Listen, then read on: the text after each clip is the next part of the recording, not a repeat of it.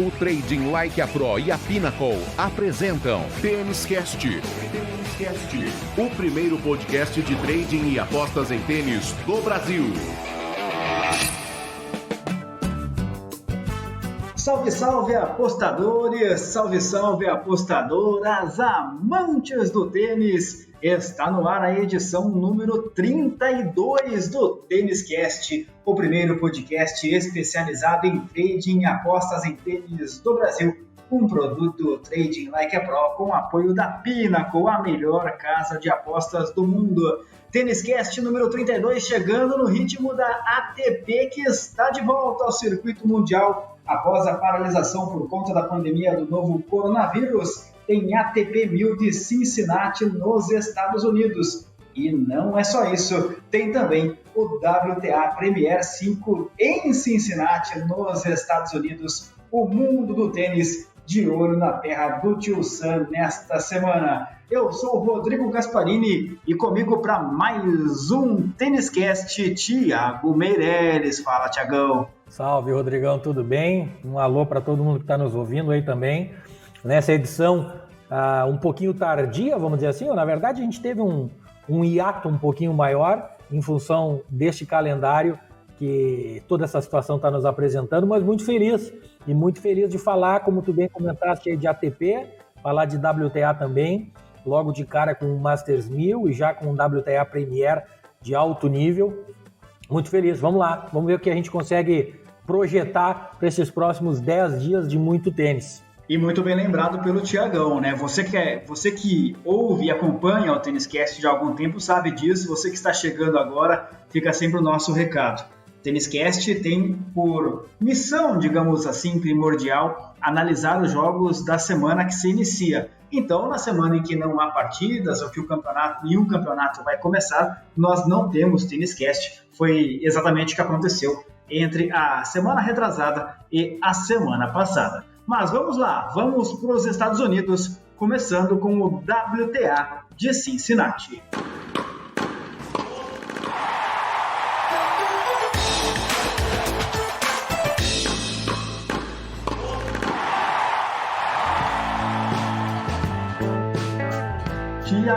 Thiagão, WTA Premier 5, piso duro, preparação para o US Open, quase 2 milhões de dólares em premiação. Para ser mais exato, 1.950.079 dólares em premiação lá nas quadras americanas. O que esperar? Sua análise do WTA de Cincinnati. Olha, uma coisa que a gente não comentou na abertura e que é muito importante, especialmente se a gente levar em conta o tipo de análise que a gente faz aqui no Tênis Cast toda semana, é que os jogos não vão ser jogados em Cincinnati, né? O torneio é ainda chamado Cincinnati, mas em função de tudo isso que está acontecendo e especialmente porque está programado o US Open para daqui a algumas semanas, para manter todo mundo no mesmo lugar e evitar aquele monte de translado de jogadores, jogadoras e equipes de técnicos, treinadores, fisioterapeutas e todo aquele giro dos circuitos, o pessoal decidiu trazer o ATP e o WTA lá de Cincinnati para Nova York. Né? Então continua levando o nome, mas na prática ele está sendo jogado em Nova York, ali nos arredores, e se eu não me engano é já dentro da estrutura do US Open, não é nas quadras principais, mas é dentro de uma estrutura da Confederação Americana de Tênis, né? Então está todo mundo mais ou menos já confinado neste espaço, e até vamos falar sobre isso ali na frente. Então isso faz com que aquela análise técnica de histórico de vencedores em função de velocidade de quadra, de tipo de piso, esse tipo de coisa fica um pouquinho prejudicado porque, acabei de dizer, não são nas mesmas quadras os jogos. Mas, por outro lado, tem toda aquela análise que a gente fez nas últimas 2 semanas e que aqui para a ATP vai se repetir por ser o primeiro torneio, mas ainda assim vale porque na WTA tem muitas jogadoras que ainda não apareceram nesse retorno, nesses primeiros torneios que houve em Palermo e em Praga, e também no Lexington, aí nos Estados Unidos, e que aparecerão aqui em Cincinnati.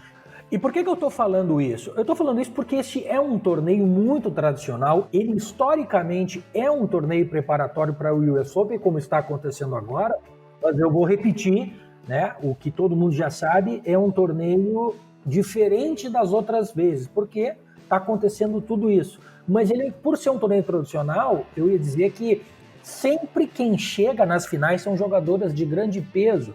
Eu só vou até 2017 para mostrar para vocês que a Halep está sempre nas semifinais, que a Carolina Pliskova está sempre nas semifinais, que a Stephen está sempre por ali. A Stephen, em 2017 ainda, né, que tinha, inclusive, um ano depois de ela ganhar o US Open. A Kiki Bertens é uma jogadora de saibro, mas que está sempre aí. Por quê? Porque apesar de ser um torneio de quadradura, é um torneio muito importante. Petra Kvitova, Sabalenka, Svitolina, Elise Mertens.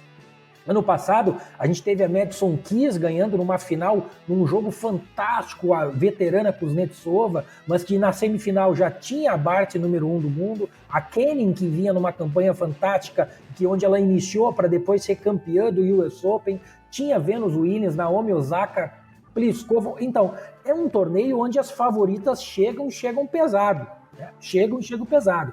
Agora, se vocês notarem esses nomes que eu comentei, muito pouco desses nomes estiveram presentes nesses 3 torneios que a gente viu até aí, né?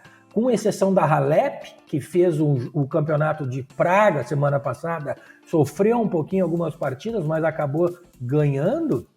A gente não tem nenhuma dessas jogadoras que jogaram. A Pliskova a gente viu jogar muitos torneios de exibição, né? Mas não apareceu nos torneios oficiais ainda, e foi lá no Saibro. Ela viajou para os Estados Unidos, tá aí como cabeça de chave número 1 do torneio, mas não apareceu ainda. A gente vê, por exemplo, jogadoras como a Stephens, jogou já, mas, né, daquele jeito. A gente tem a conta, a própria japonesa Naomi Osaka, que vem de, né, tava num período um pouco conturbado da carreira dela, tá aí como cabeça número 4 do torneio, mas não jogou ainda. Então, mais do que nunca, nós vamos poder acreditar nas favoritas, na minha opinião, mas não logo de cara. Não logo de cara, tá? A gente está vendo aí, mais uma vez, jogos de qualifying de alto nível, porque é um torneio de alto nível de chave principal, então os qualifying, eles ficam bem recheados, eles ficam com jogadoras que geralmente não estão aí no qualifying, e jogos que a gente está acompanhando muito disputados, né?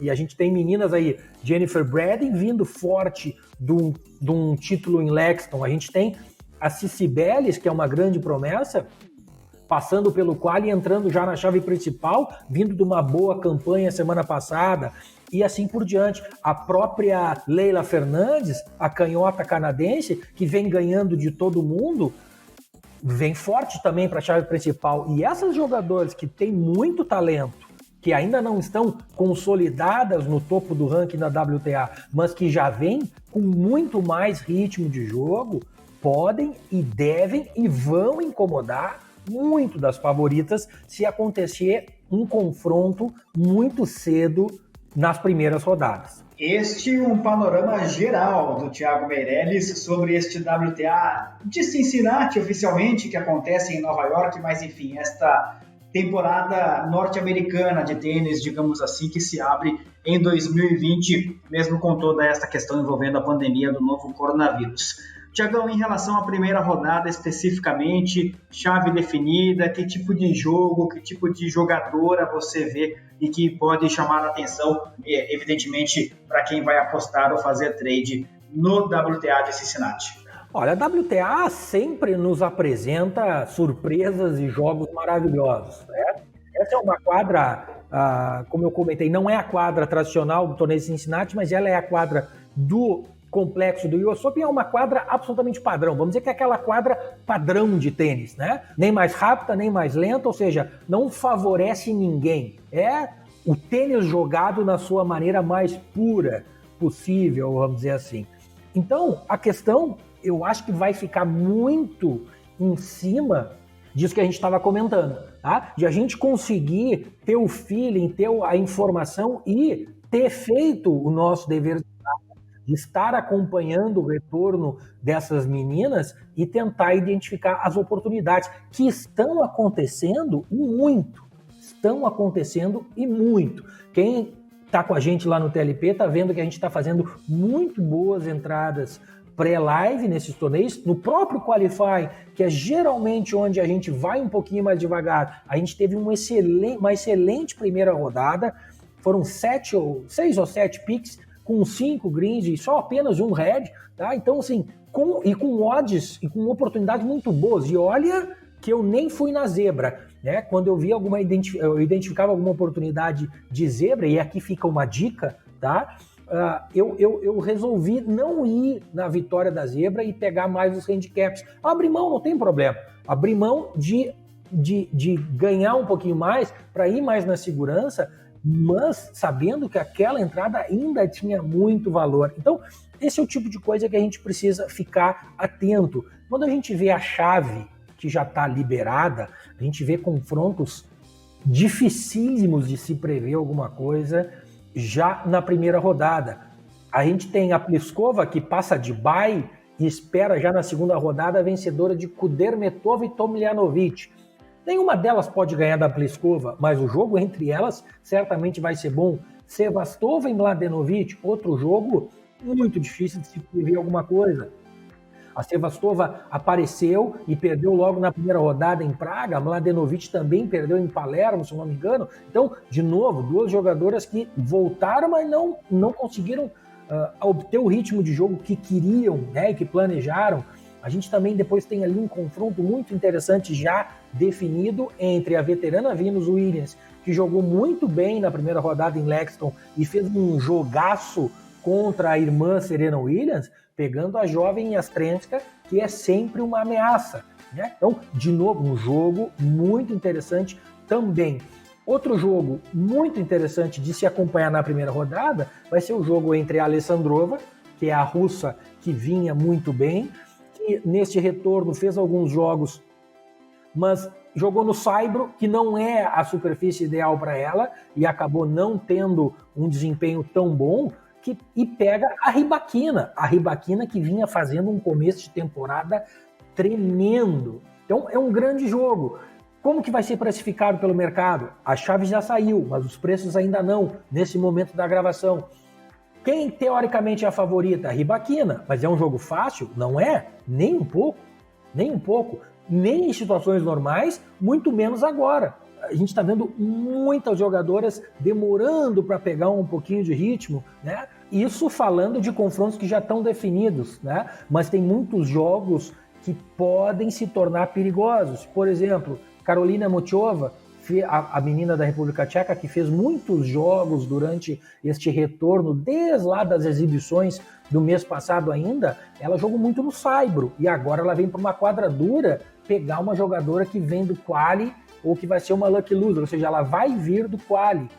Quem será? Tu imagina se uma Karolina Muchova pega uma Tsitsipalis, né?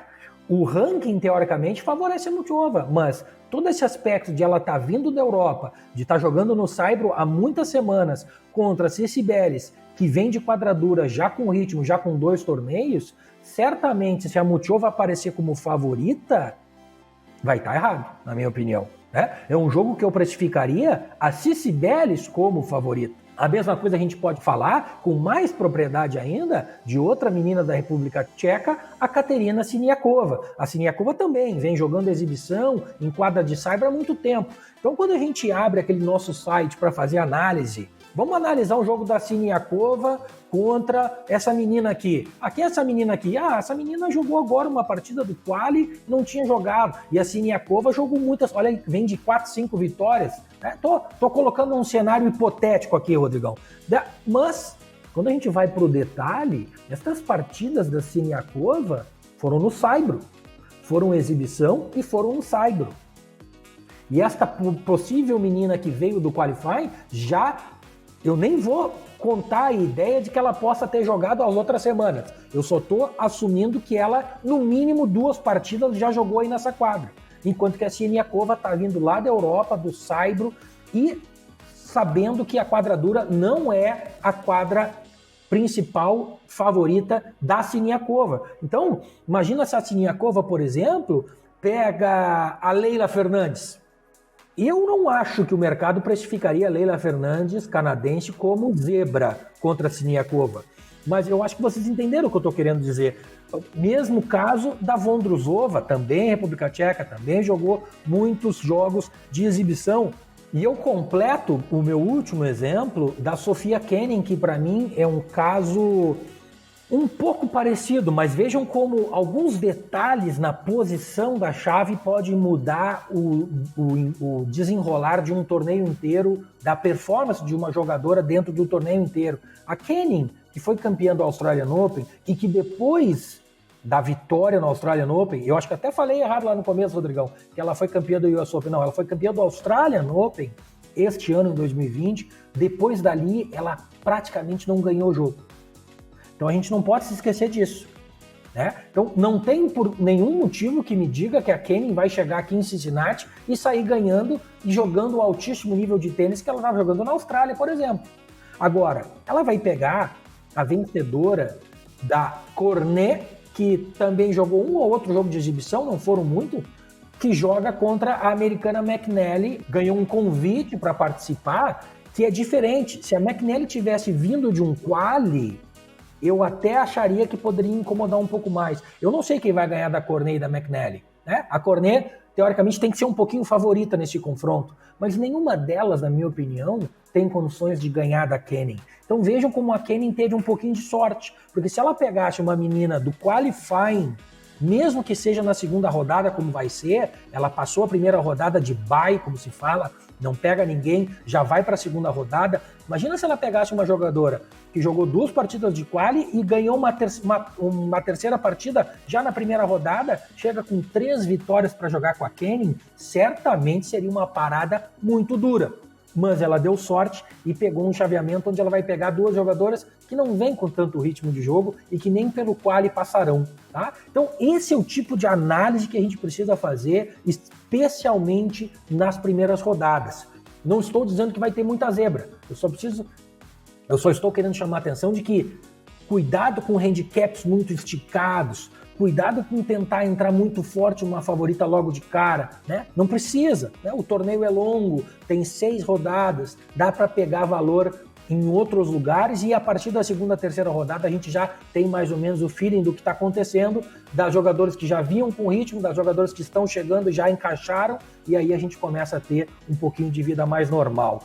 Eu sei que eu estou repetindo muitas coisas do que eu disse no outro programa, mas como eu falei, ainda temos cenários de jogadoras que não se apresentaram desde a parada. Então, na minha opinião, a análise precisa passar pelos mesmos critérios. Resumindo, muita calma nessa hora para você que vai trabalhar no torneio feminino e olha, no masculino também, viu? O Thiago fala sobre isso daqui a pouco aqui no Tênis Cast número 32. Muito obrigado a você que nos ouve no seu agregador de podcast favorito. Estamos em todos eles. E muito obrigado a você também que nos acompanha na página do YouTube do Trading Like a Pro. Aliás, venha para o TLP Club. O Thiagão falou aí, né? Teve chuva de greens esta semana nos torneios de tênis, especialmente nos qualis lá de Cincinnati.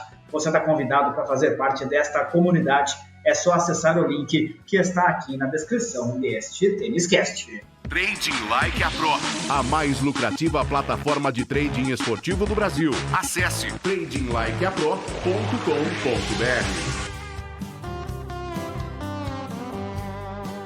Thiago, chegou a hora de finalmente, depois da pandemia, depois de muito tempo, nós falarmos sobre um torneio masculino de tênis aqui no Tênis Cast. Será o ATP 1000 de Cincinnati, nos Estados Unidos. Mesma explicação, né? É Cincinnati, mas não é. Tem toda aquela questão de ser jogado em Nova York por conta da pandemia e tudo mais. Mas, enfim, competição importantíssima, preparação para o US Open e os homens de volta à quadra, neste caso, as quadras norte-americanas. $7.151.135 é a premiação dessa competição, Thiagão.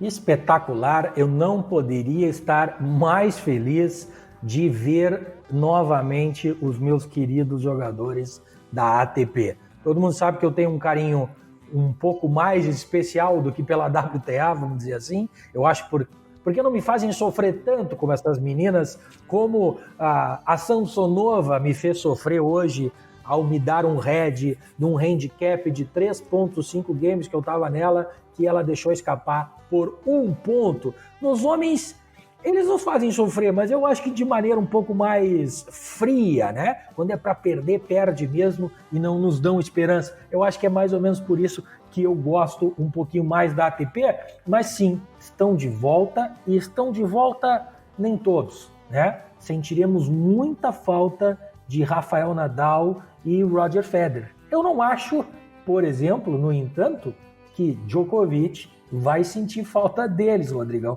E acho que vamos falar, né, um pouquinho na frente do programa, comentar sobre essas farpinhas trocadas nesse mundo digital. Mas vamos lá, falar de tênis. Também, assim como no feminino, o torneio de Cincinnati, esse ano jogado em Nova York, é muito tradicional e sempre um preparatório, uma prévia do US Open. Não à toa a gente tem sempre os top 3 ou os top 4, os melhores jogadores fazendo finais e semifinais aí. Foi assim em 2018, entre uma final entre Djokovic e Federer. Foi assim em 2019, não com um top 3, mas com já aquele russo Danil Medvedev, que já estava naquela forma absurda dele, que levou ele até aquela partida histórica contra o Nadal na final do Grand Slam norte-americano. E, apesar de Djokovic não estar na final em 2019, estava na semifinal, e em 2017 a mesma coisa, quando a gente viu jogadores de alto calibre chegarem sempre nos jogos finais. Então, o mesmo papo, mas qual é a grande diferença aqui? É que nenhum destes caras jogou nenhum torneio, afinal de contas não teve torneio masculino. Então, assim, tem muita coisa acontecendo no mundo do tênis, no Twitter, falando sobre a ausência do Federer, do Nadal, do Djokovic. Sim, cara, não tem como o Djokovic não ser campeão desse torneio, tá? Assim, ou não chegar na final. Só um acidente de percurso muito grande. E qual é o acidente de percurso que pode acontecer, já entrando talvez um pouquinho naquele papo que a gente queria falar, Rodrigão, numa situação como essa?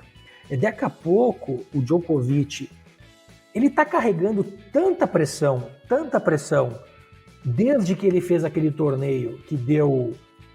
O Dimitrov se contaminou, o Borna Choric se contaminou com o coronavírus e tal, que talvez ele possa sentir alguma coisinha desse tipo. Tu imagina se no meio do torneio algum da equipe dele se infecta ou alguma coisa acontece, um surto. Cara, a gente comentou, pode acontecer qualquer coisa, né? E o futuro do retorno do tênis está calcado e depende muito do sucesso desses torneios.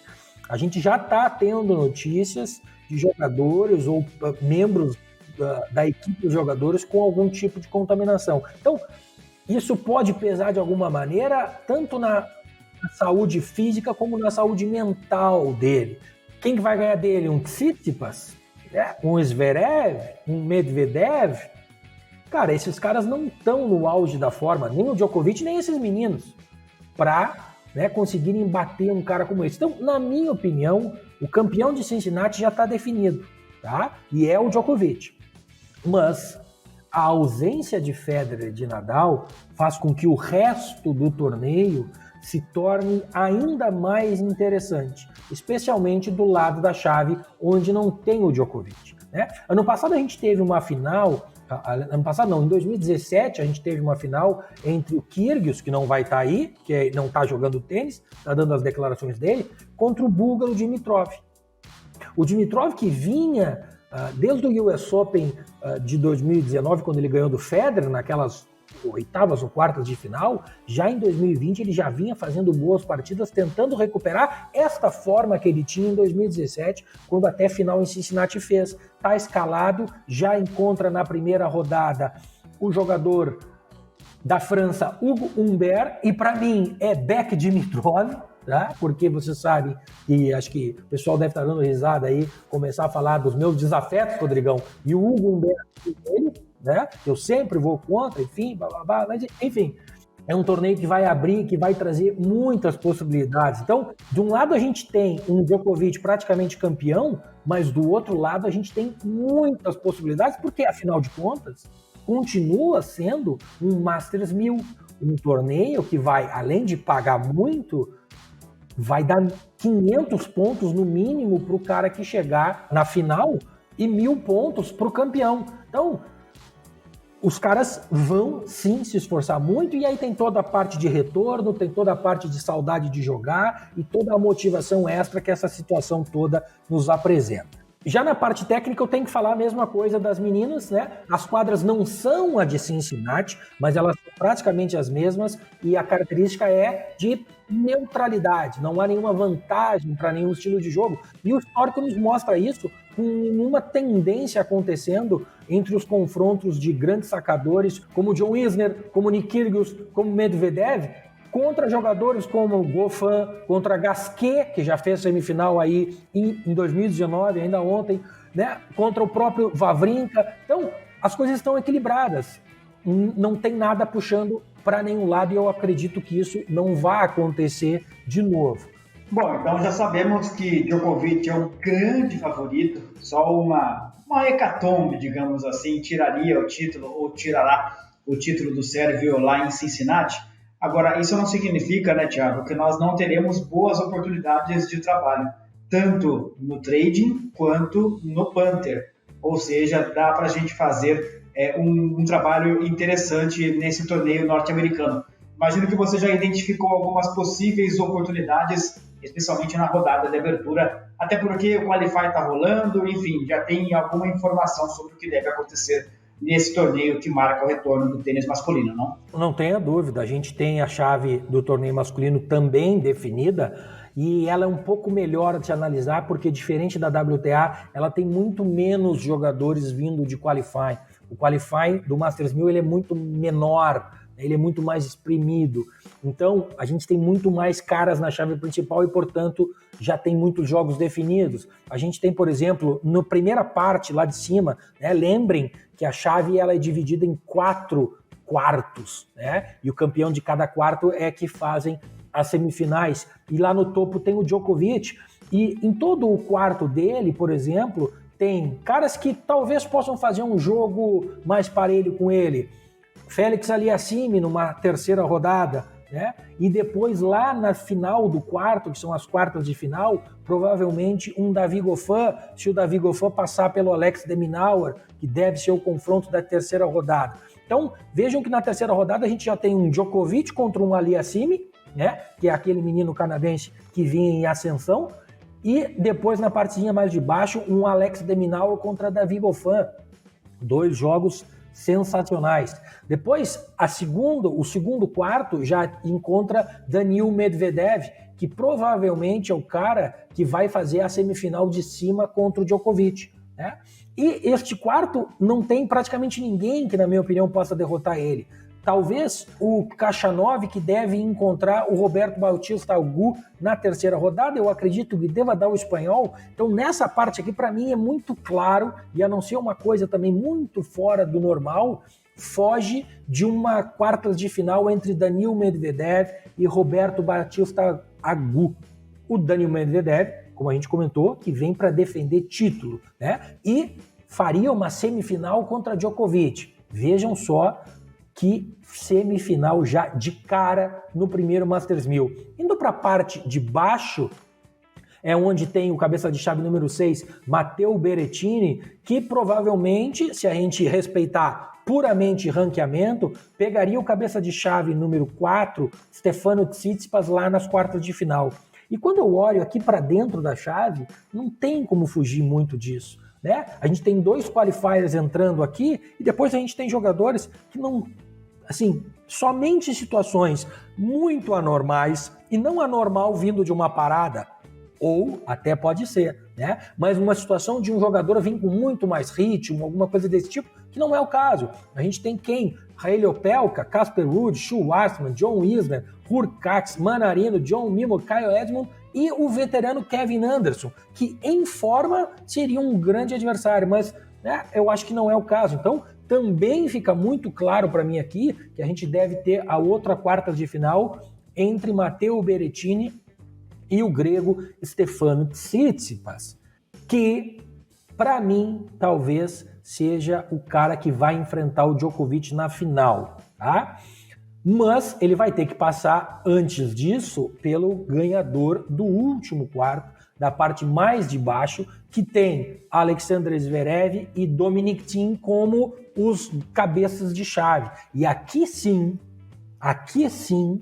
pode acontecer muita coisa. E para mim, esta parte de baixo é a mais confusa. A gente tem o Zverev vindo de uma fase tenebrosa. E ele deu sorte. Passa de bye na primeira rodada e chega já na segunda rodada garantido. E vai pegar na segunda rodada o vencedor de Frances Tiafoe e Andy Murray. Vejam que confronto já na primeira rodada.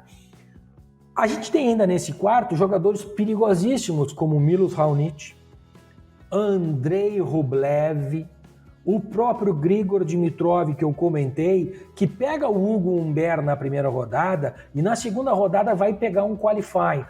Veja que aqui já é um pouquinho diferente da análise que se o Grigor Dimitrov pegasse de cara um qualifying. Ele não vai pegar de cara, ele vai pegar de cara um jogador que, na minha opinião, é mais fraco que ele e que também está sem ritmo de jogo como ele.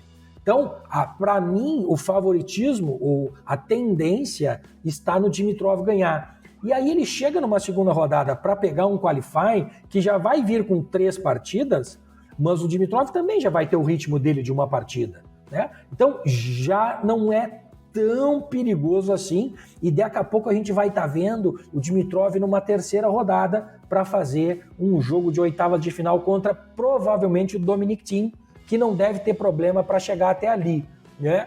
Então, aí pode ter surpresa. Imagina uma terceira rodada formada por Andy Murray, que ele pode muito bem chegar ali, e até já é meio que uma torcida minha, o pessoal sabe que eu sou fã do britânico, e até porque eu acho que ele pode ganhar muito bem do Tiafoe e pode ganhar do Zverev, né?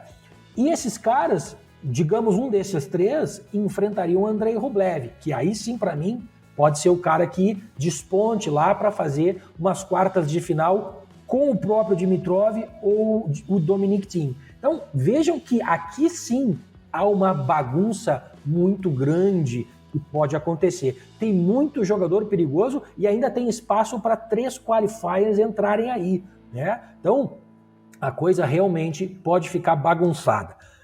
Essa é a chave. Isso é o que está nos esperando. Eu ainda não tenho preços, eu não consigo dar nenhuma dica de entrada aqui na chave masculina, Rodrigo, e pessoal que está nos ouvindo. Mas eu tenho certeza que vai ser muito, muito, muito legal. Porque se a gente lembrar do que aconteceu em Palermo na WTA, que foi o primeiro torneio no retorno do circuito feminino, teve muita, muita, muita surpresa.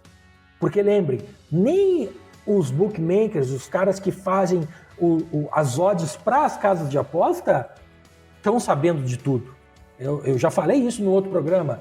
Eles também estão sem informação, eles também não sabem o que os jogadores estavam fazendo. Então, certamente vai haver erro. Certamente vai haver erro e a gente tem que ficar esperto. E, lembrando, né, Rodrigão?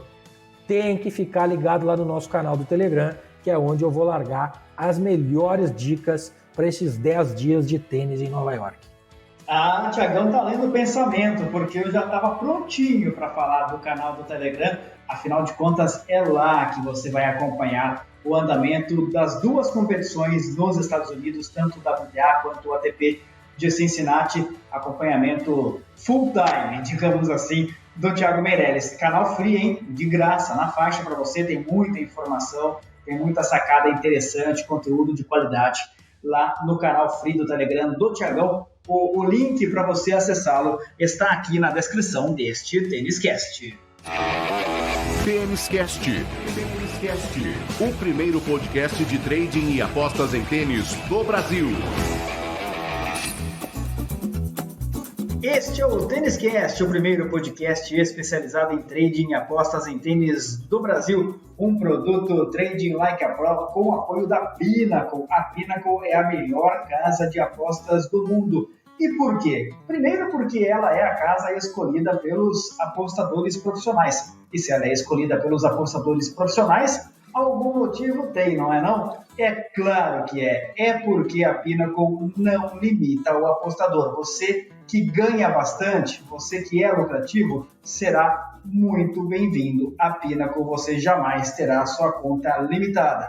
Para abrir a sua conta na Pinnacle e aproveitar de tantas vantagens, o link está aqui na descrição deste TênisCast. E olha só, tem um código VIP exclusivo para você. É o TLP de Trading Like a Pro. Que voleio!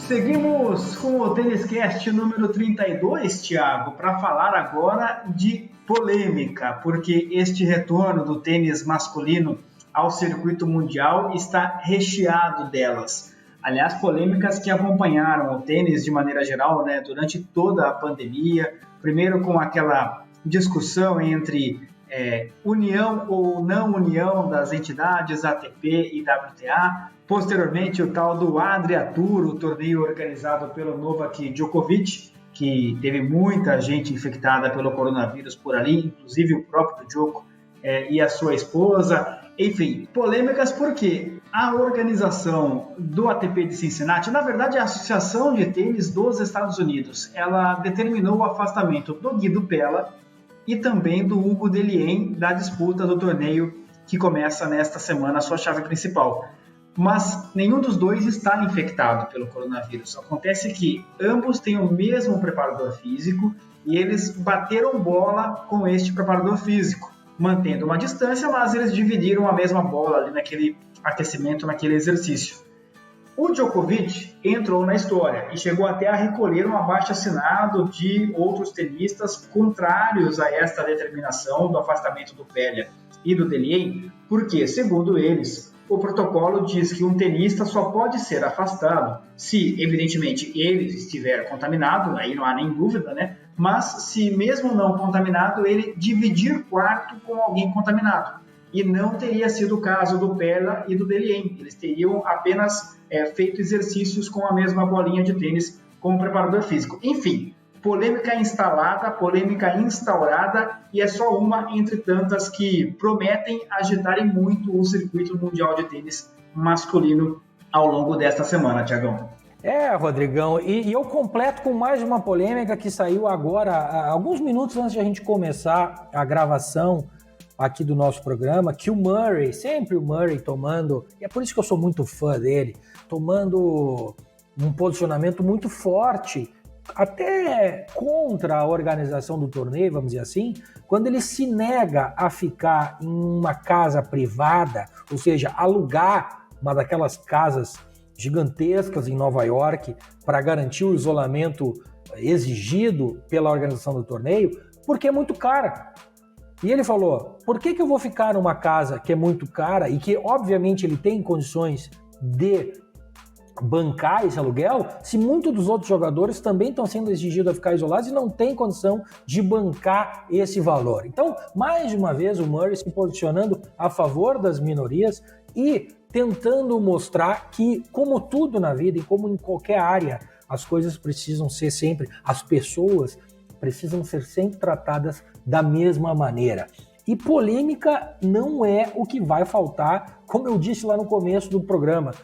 Essas polêmicas, inclusive, podem transformar ainda mais o decorrer do torneio em uma coisa inesperada. E é sobre esse tipo de coisa que eu estava falando, né? Imagina se na segunda ou terceira rodada um jogador que vinha jogando muito bem depois de 2 vitórias, por algum motivo entra em contato ou descobre que estava dormindo no mesmo quarto de uma pessoa que acabou se contaminando por estar em contato com uma terceira pessoa. A gente sabe que esse vírus, né, ele entra em qualquer cantinho e daqui a pouco o cara vai ser eliminado do torneio na terceira rodada porque ele está num quarto com uma pessoa que se contaminou.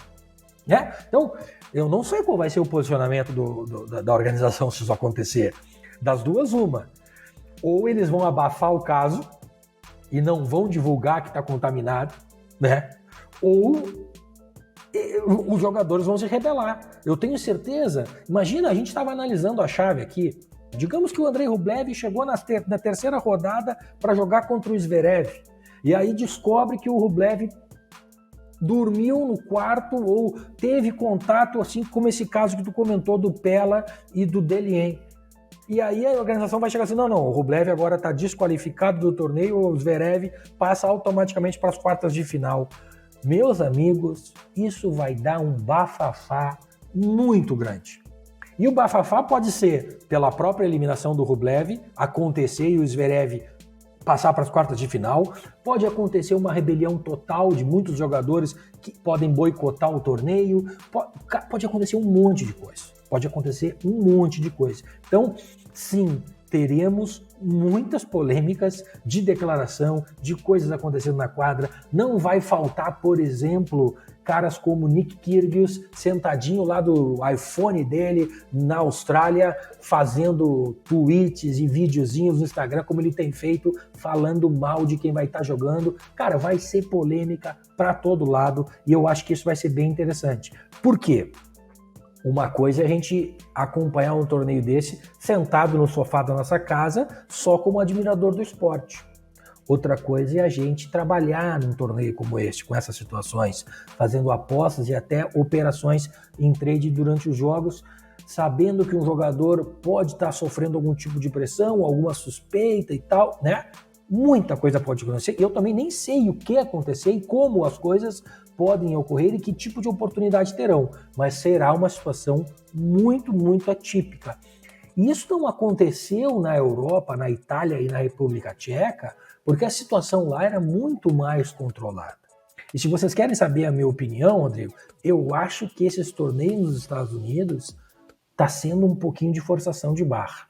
2 torneios, WTA e ATP, ao mesmo tempo, no mesmo lugar, é um pouquinho forçação de barra. Uma coisa é tu ter um torneio em Lexington, como a gente teve semana passada, com 30 jogadoras, né? E ok, aconteceu ali, fechou. Agora tu tá trazendo, por exemplo, a gente comentou durante a nossa análise de jogadoras que estavam na Europa até uma semana atrás.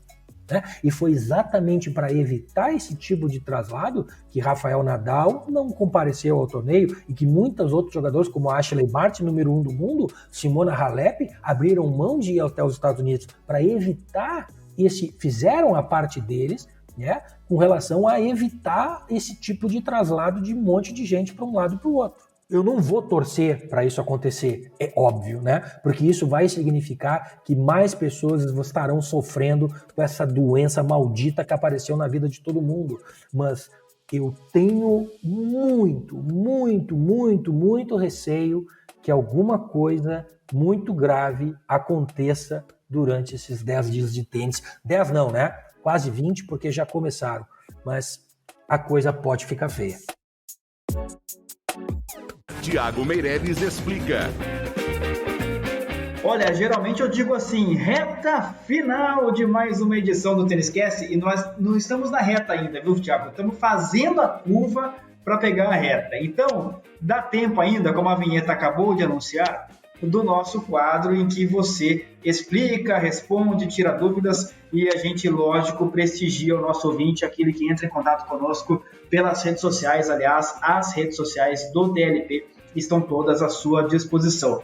A pergunta que vem, Thiago, e ela é muito pertinente para este momento, vem de lá da Paraíba, de Santa Rita, na Paraíba, Samuel Dias Castro. Ele fala o seguinte: Thiago, me lembro que você recomendou trabalhar com meia stake na volta do tênis.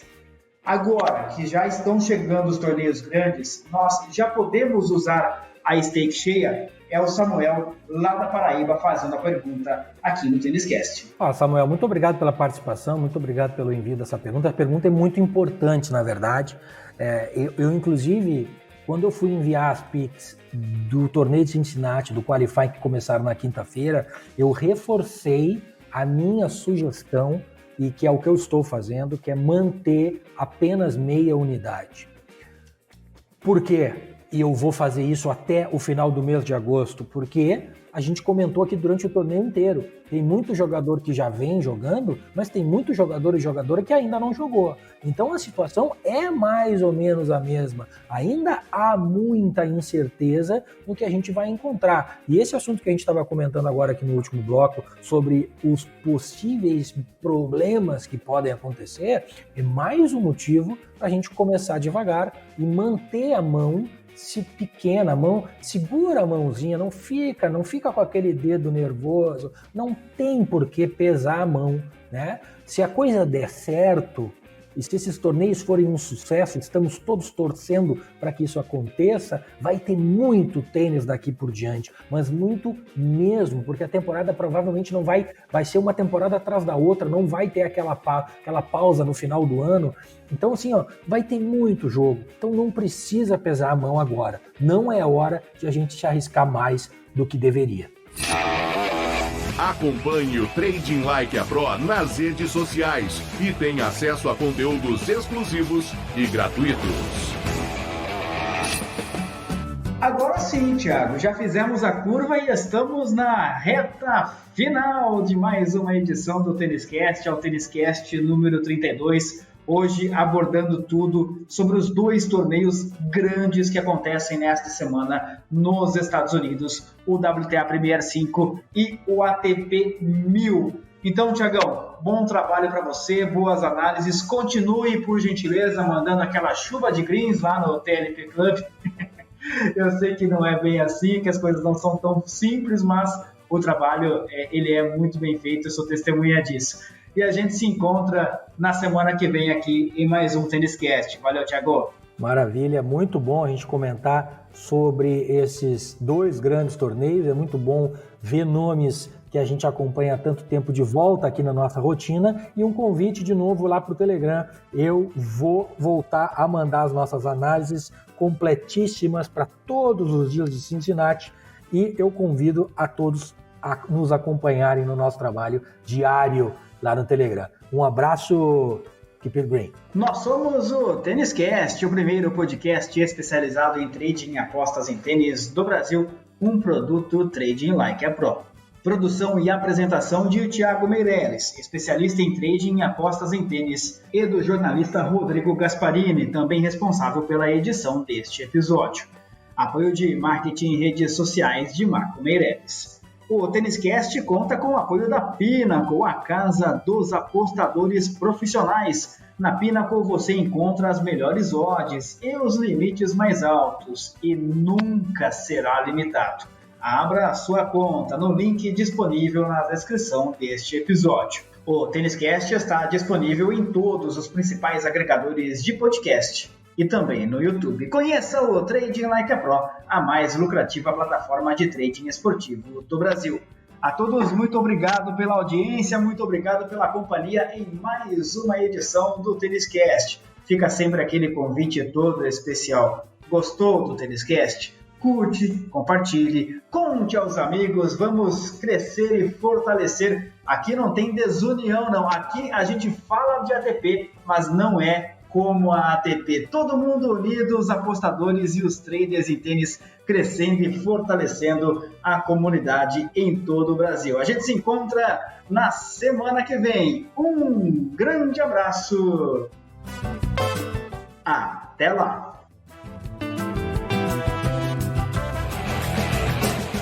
O Trading Like a Pro e a Pinnacle apresentaram TênisCast, o primeiro podcast de trading e apostas em tênis do Brasil.